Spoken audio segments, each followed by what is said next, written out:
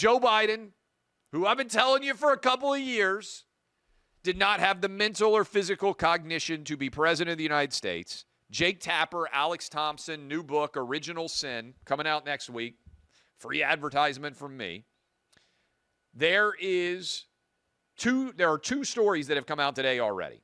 One is, and this is staggering, I'm going to dive into it in more detail, that George Clooney, according to this book, which has been excerpted by the New Yorker, George Clooney was not recognized by Joe Biden at the June 2024 super high-end Hollywood fundraiser that Clooney and Julia Roberts and others hosted for Biden.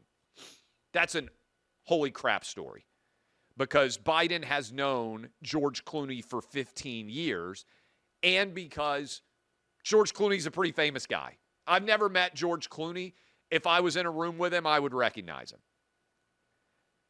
Even if you've never met George Clooney before, I would think every politician in the House of Representatives that has cognition and every senator that has a functional brain would recognize George Clooney. It's like you don't walk up to Leonardo DiCaprio, even if you've never met him, and been like, what do you do for a living? DiCaprio's like, hey, Titanic, heard of it? It made several $1 billion. I'm Jack. I'm the one who said don't jump. Maybe, possibly ring a bell at all. Most of you would say, yeah, I've seen Titanic. You don't walk up to Tom Cruise. What do you do for a living? Yeah, I did Top Gun, asshole. Like most people, there are relatively few people that are so famous, no matter what your background is, you would recognize them in a crowd. George Clooney is on that level of celebrity where virtually every American would recognize him. Beyonce, what do? I sing. Taylor Swift, oh, what is it you do for a living? Well, I'm Taylor effing Swift, right? There's only a few people in America, maybe there's 50 of them, that are so famous every American should know them. Biden not only didn't recognize George Clooney, according to this story, he had met him several times over the last 15 years and didn't recognize him. And I remember this story well because there was a viral video, which I believe I shared, of Biden freezing on the stage there in L.A. and having to be helped off the stage by Clooney, but Obama in particular had to take Biden's elbow and lead him off the stage. And of course, this later led, in the wake of June 27th, the debate, this led to Clooney penning an op-ed for the New York Times saying Biden needed to step down and Democrats needed to have a mini primary. But actually, what Clooney should have done is just gone public and said, Biden didn't recognize me. He can't do this anymore. Do you remember when everybody tried to argue that Trump needed to be 25th Amendmented? Remember when everybody talked about Trump walking down a ramp at West Point? And, oh, my goodness, he could barely walk. Those stories have vanished in Trump 2.0? I don't even hear very much about disinformation or misinformation anymore, because the biggest cover-up maybe in American political history, which was self-evident to everybody watching this show, and if you listen to Clay and Buck, we talked about it for years, Biden didn't have the mental or physical capacity to be president. So not only did George Clooney say he wasn't recognized, also a story out saying Biden's advisors believed that Biden was going to have to put in a wheelchair, have to be put in a wheelchair if he were to win re-election, because he would have been unable to continue to walk. This doesn't shock most of you because you've heard me talking about it, but I do think it's worth noting how much so many people in legacy media lit themselves on fire. I've got a couple of stories for you here. 2 days before the June 27th debate, when Biden effectively ended his political career, Oliver Darcy at CNN, this is published Tuesday, June 25th. Right-wing media figures are desperately pushing conspiracy theories about Biden ahead of the debate. Here's what he wrote. Donald Trump's allies in right-wing media have a problem ahead of CNN's presidential debate. They've set the bar too low for President Joe Biden. For years, and particularly over the last few months, MAGA media has portrayed Biden as a senile, mentally incapacitated elderly man who can't remember what he had for breakfast, let alone run the federal government. That might sound like an exaggeration to those who don't tune into Fox News or listen to talk radio, but it's been a real and constant theme in the right-wing media universe. To support the narrative, these outlets, I'm reading from CNN, and personalities have seized on Biden's verbal gaffes while ignoring Trump's and presented out-of-context video clips to their large audiences, a deceptive but effective strategy the Biden campaign has struggled to meaningfully rebut. Oh, that's interesting. Was it actually a right-wing conspiracy theory, or were those of us who just used our brains right about Biden not being able to use his? NBC, some of you may remember, had a story where they even came after your boy. NBC News, this is 13 days before the presidential debate that would end his career. They reached out to me and accused me of spreading cheap fakes for sharing videos that appeared to show Biden not able to do his job at a high level of success. Here is a quote where they come after me. A post on X from Clay Travis, a conservative talk radio host, used the same video as the RNC.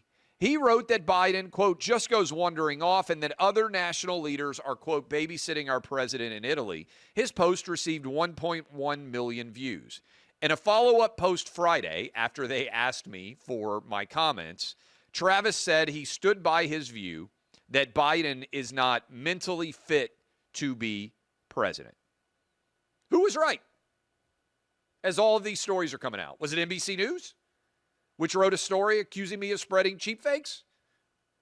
Was it CNN that said that right-wing media had lost its mind trying to argue that Biden wasn't up for the job? I think it was us. I think we were actually right about everything. And as more of these details come out, I think the legacy media's overall trust is in shambles. And some of you can say, we get these questions, why even cover this? Biden's not president anymore. Because if lies about Biden's physical and mental cognition were allowed to be spread for years, and now the defense is, well, how could we have possibly known? All you have to do is go back and watch my shows for years. I have been arguing, and this is beyond a shadow of a doubt, I believe true. We only saw Joe Biden for about 5% of the day. They hit him from public about 95% of the time, 90% of the time. He didn't do very many questions, didn't do very many interviews, didn't do that many public events. And yet we were all able to see him fall on the stage at Air Force, wander around, try to talk to dead congresswomen in the audience. We were all able to see that he was unable to do the job in the very limited amount of time that we saw him in public.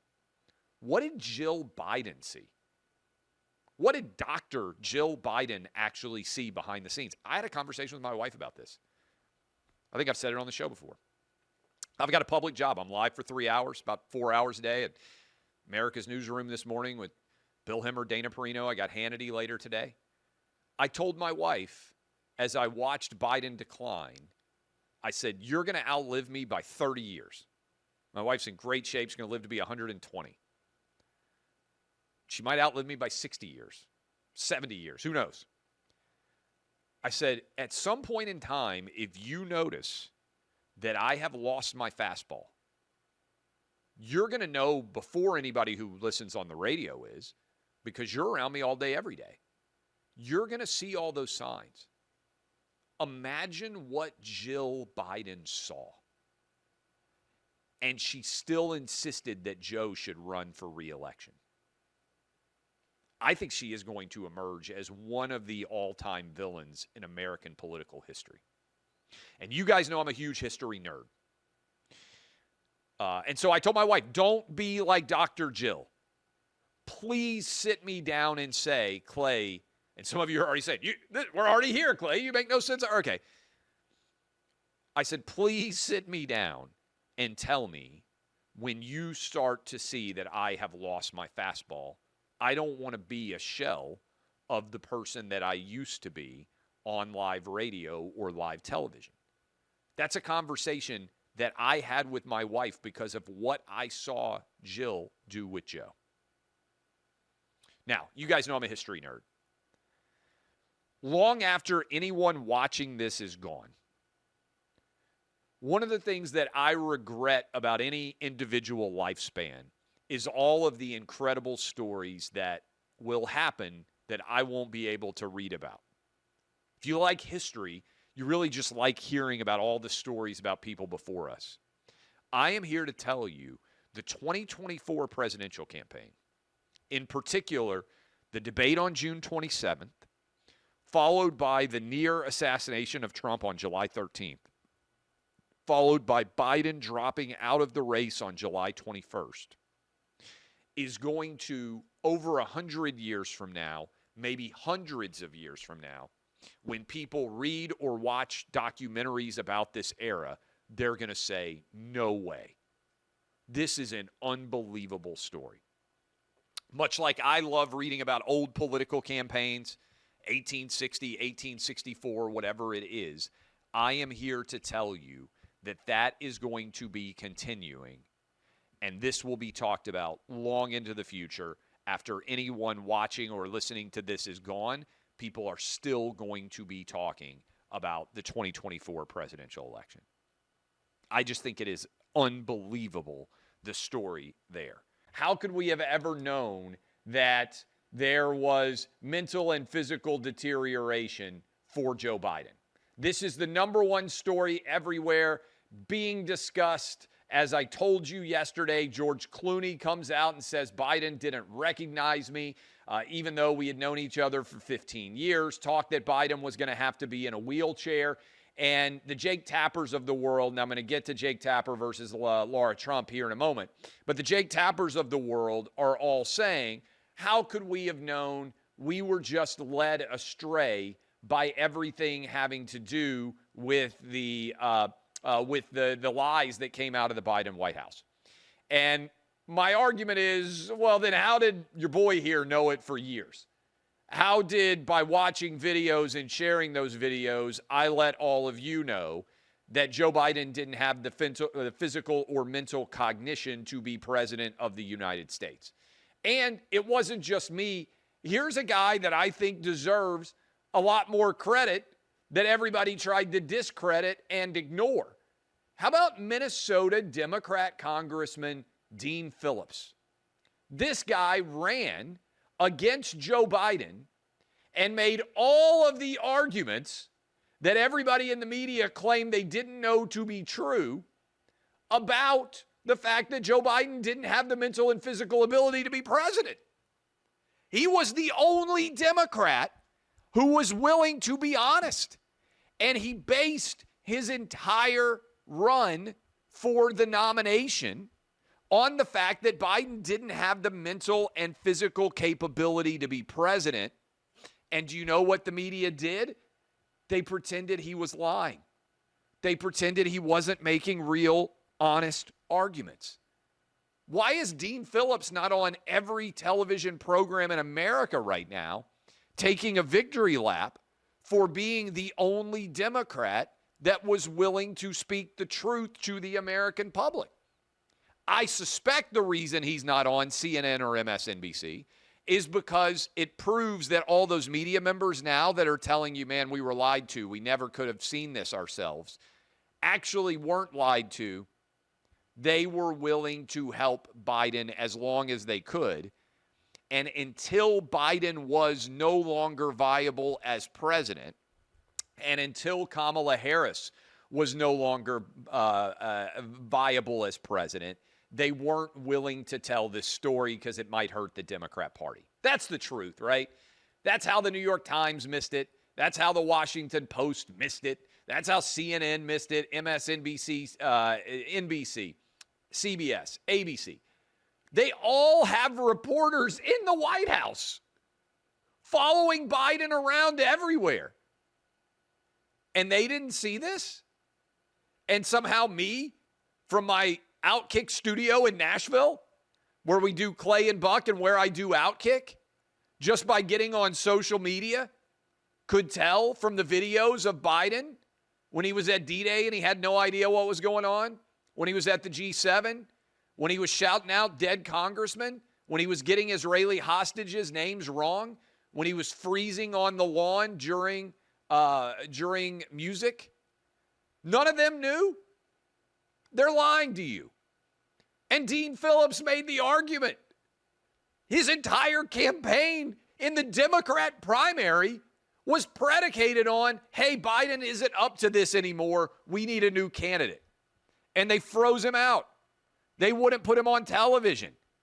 The time he made the most news was when he threw an event in New Hampshire and nobody showed up. Every Democrat primary voter in New Hampshire, in Iowa, they all had an opportunity to recognize that Biden wasn't okay, and they all didn't care because all they cared about was Biden being in power. They didn't care about his health. They didn't care about his cognition. They didn't care about his physical frailty. They were willing to do whatever it took so long as Biden was able to stay in power. And the one guy in their party who was willing to point all this out during the primary season, Minnesota Congressman Dean Phillips, they completely ignored him. And I think this guy deserves some commendation, some credit, some legitimate praise for being willing to make all of this happen and speak truth to power in a time when almost no one else would. So my credit to Minnesota Congressman Dean Phillips. And let me just say this. I said it last night on Hannity, but I want to echo it again today. Jake Tapper owes a public apology to Laura Trump. Laura Trump went on his show, pointed out Joe Biden's physical and mental cognitive issues in October of 2020. Jake Tapper shouted her down, refused to allow her to make the argument that she wanted to make on his show, and said that Joe Biden had a stutter and she should be ashamed of herself for suggesting that Biden had any mental or physical cognition issues. The only reason Biden got elected was because of COVID. COVID hit him in the basement. That allowed them to pretend that he was okay. They could shoot him up for the few public appearances that he had. He only had 2 debates against Trump. And as a result, he got into office the least actually challenged of any mainstream party nominee in any of our lives. He ran a presidential campaign from his basement where he occasionally did a few interviews. They hit him. They dragged him across the finish line. They claimed that anybody who criticized him in any respect was just attacking him because he had a stutter. It's actually insulting to people that do have stutters. It was a series of lies. Has Jake Tapper apologized in any way to Laura Trump? He didn't respond last night to what I said about him on Hannity. Has he ever said, hey, you know what? I'm sorry for shouting you down and claiming that Biden's issues were all just based on the fact that he had a stutter? Of course not. All of these guys and gals in media, CNN and MSNBC, were trying to keep their guest list strong by carrying water for Joe Biden until he got kicked to the curb and for Kamala Harris until she got kicked to the curb. I told you all the true stories about Biden's decline would come out. The biggest villain here to me is the media because they should be objective. But the biggest partisan villain is Jill Biden, Dr. Jill Biden. She knew. Imagine what she saw. Imagine what Dr. Jill saw when the cameras weren't there.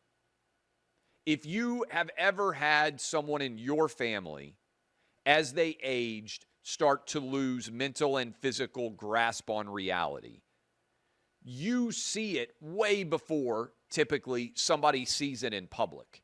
I've been saying for years we only saw Joe Biden for 5% of the day. Imagine what he was like for the other 95%. Imagine what Dr. Jill saw. Imagine what the advisors that were actually close to Biden saw.